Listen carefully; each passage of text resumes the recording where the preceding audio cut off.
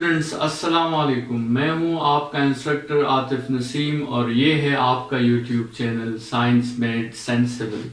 Lecture number 5 में हमने geometric series infinite geometric series को डिस्कस किया था। लेक्चर नंबर 6 में सबसे पहले हम इस अर्थमेटिक और ज्योमेट्रिक जो हमने लर्निंग ऑब्जेक्टिव्स डिस्कस किए थे उसको समराइज कर लेते हैं। सीक्वेंस और ज्योमेट्रिक सीक्वेंस, सबसे पहले हमें जब एक सीक्वेंस गिवन होता है तो हमें ये पता नहीं होता कि दिस सीक्वेंस इज अर्थमेटिक और इट इज ज्योमेट्रिक। तो सबसे पहले तो हमने ये शो करना है कि आपके साथ एक सीक्वेंस अर्थमेटिक है या ज्योमेट्रिक है। उसके लिए आपने अगर देखना हो कि ये सीक्वेंस अर्थमेटिक है तो आप डिफरेंट पोजीशंस पर उसके लिए कॉमन डिफरेंस फाइंड करें, देखें कि वो सेम है या नहीं है। और अगर आपने शो करना हो कि ये सीक्वेंस ज्योमेट्रिक है तो आप डिफरेंट पोजीशंस पर उसके लिए कॉमन रेशियो फाइंड करें और देखें कि ये सेम है या नहीं है।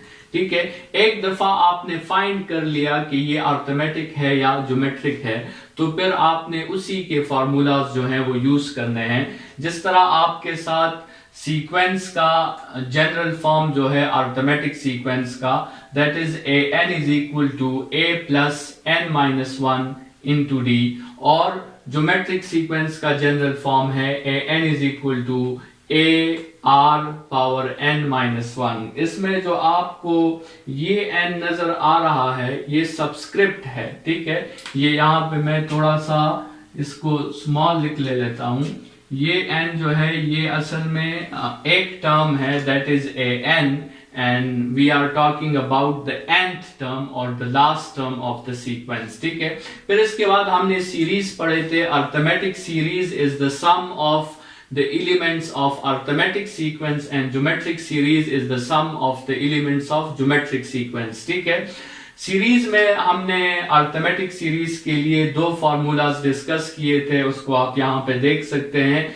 S n is equal to n divided by 2 into a plus a n, या s n is equal to n divided by 2 into 2a plus n minus one into d. ठीक है, और इसी तरह ज्योमेट्रिक के लिए भी हमने फॉर्मूलाज सीरीज के लिए डिस्कस किए थे, लेकिन उसको हमने दो कैटेगरीज में डिवाइड किया था।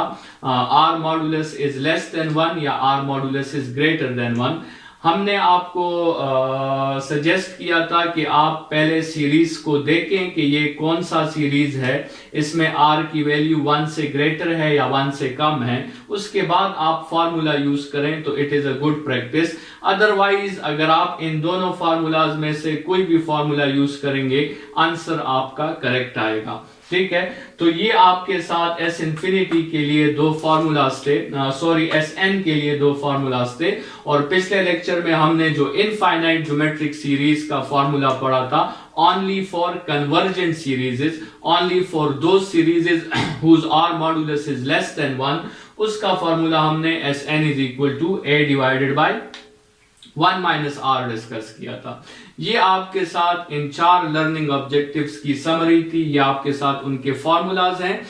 आप या तो क्वेश्चंस पर ये फॉर्मूलाज यूज करेंगे, ठीक है, लेकिन आपके साथ ऐसे क्वेश्चंस आएंगे पेपर्स में जो सिर्फ इन फॉर्मूलाज पर सॉल्व नहीं होंगे, तो वहां पर आपको उन क्वेश्चंस की कंडीशंस के मुताबिक उसी वक्त अपने लिए एक नया फार्मूला जो है वो बनाना होगा। ठीक है, और ये जो आपके साथ प्रैक्टिस है, ये आप क्वेश्चंस को सॉल्व करने से ये प्रैक्टिस आपकी बढ़ेगी कि किस तरह क्वेश्चन के कंडीशंस के मुताबिक आप उसे क्वांटाइज कर सकते हैं और आप अपने लिए फॉर्मूलाज जो हैं वो डिराइव कर सकते हैं।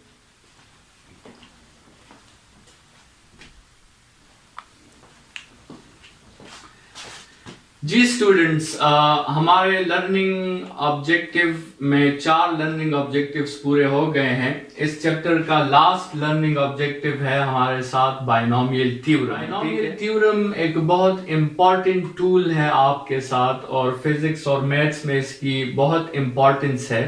बाइनोमियल थ्योरम को स्टार्ट करने से पहले मैं आपको अपने 10th ग्रेड की एक स्टोरी सुनाता हूं। हमने अलजेब्रा में कुछ फार्मूलाज पढ़े थे जैसे आपके साथ फेमस फॉर्मूला है a+b², ठीक है। हम जब भी इस फॉर्मूला को याद करते थे तो हम इसको इस तरह याद करते थे, मेमोराइज हम इसको इस तरह करते थे कि a+b² is equal to a² + b² + 2ab। और शायद आपने भी अगर ये फॉर्मूला याद किया हो तो आपने भी इसको इसी ऑर्डर में याद किया होगा, a² + b² + 2ab। लेकिन जब भी ये फॉर्मूला किसी बुक में मौजूद होता था तो बुक में ये फॉर्मूला इस तरह मौजूद होता था कि a+b² is equal to a² + 2ab + b², ठीक है। मुझे ये क्वेश्चन हमेशा अपने 10th ग्रेड में होता था कि कहीं पर भी इस फॉर्मूला को मैंने इस ऑर्डर में रिटन फॉर्म में चेक नहीं किया किसी भी बुक में, हमेशा ये फॉर्मूला इस ऑर्डर में लिखा जाता था।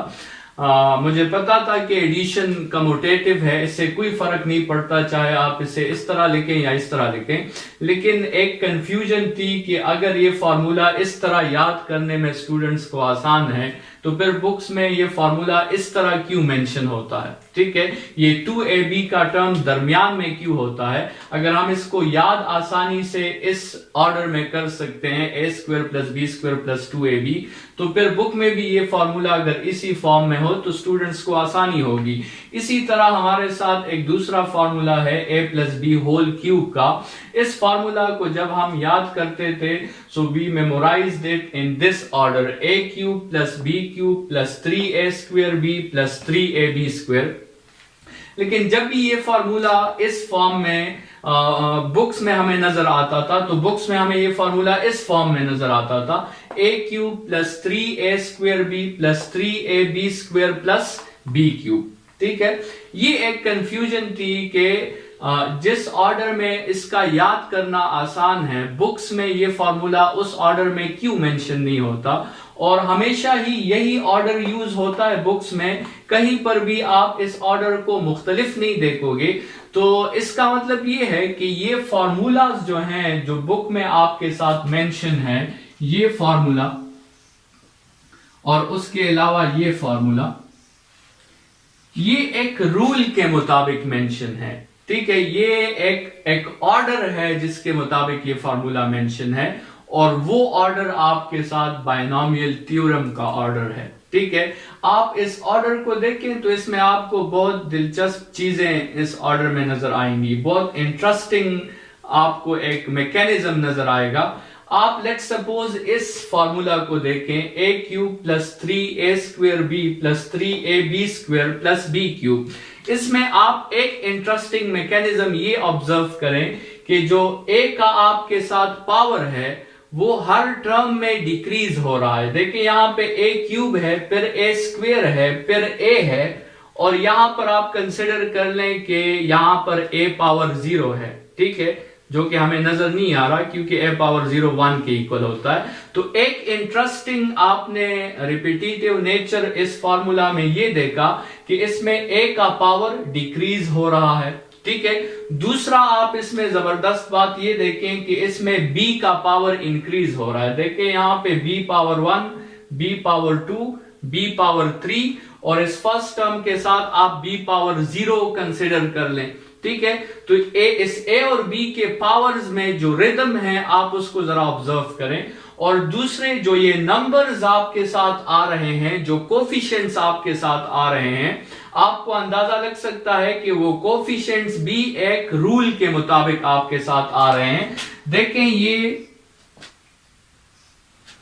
फर्स्ट और लास्ट का आप देखें कोफिशिएंट सेम होता है, ठीक है। यहां पर भी आप देखें फर्स्ट और लास्ट का कोफिशिएंट आपके साथ सेम होता है, यहां भी कोफिशिएंट 1 है, यहां भी कोफिशिएंट 1 है, ठीक है। तो ये जो फार्मूलाज जो बुक में गिवन है हमारे साथ, ये इस ऑर्डर में इसलिए लिखे गए हैं कि इस ऑर्डर में आपके साथ एक इंपॉर्टेंट रिपीटेटिव पैटर्न है जो, और कुछ इंपॉर्टेंट रूल्स हैं जिसके मुताबिक ये ऑर्डर इस तरह मेंशन है, और वो सारे रिपीटेटिव पैटर्न्स और वो सारे रूल्स वो किसके रूल्स हैं, वो बायनॉमियल थ्योरम या बायनॉमियल एक्सपेंशन जिसे हम कहते हैं, या जिसे हम बायनॉमियल थ्योरम कहते हैं, ये उसके रूल्स हैं। ठीक है, तो ये इंटरेस्टिंग रूल्स जो हैं और बायनोमियल थ्योरम का जो फॉर्मूला है ये हम नेक्स्ट लेक्चर में डिस्कस करेंगे और उधर आपको नजर आएगा कि आप कैसे जो है किसी भी फॉर्मूला को एक्सपेंड कर सकते हैं। ठीक है, ये थ्योरम पढ़ने के बाद आपको कोई फॉर्मूला याद करने में कोई मुश्किल नहीं होगी। इस तरह के कोई भी फॉर्मूलाज आप आसानी से ओपन कर सकते होंगे, यहां तक कि अगर आपको दे दिया जाए कि x + 10 होल पावर 20 इसको ओपन करें तो आप आसानी से इस फार्मूला को बायनोमियल थ्योरम से ओपन कर सकते हैं। तो नेक्स्ट लेक्चर में हम बायनोमियल थ्योरम को डिटेल में एक्सप्लेन करेंगे, इसका फॉर्मूला लिखेंगे और उस फॉर्मूला की प्रॉपर्टीज और उसकी कैरेक्टरिस्टिक्स और उसका जनरल फॉर्म। हो सकता है कि इस बायनोमियल थ्योरम पे हमारे 2 लेक्चर्स जो हैं वो बन जाएं। Thank you students.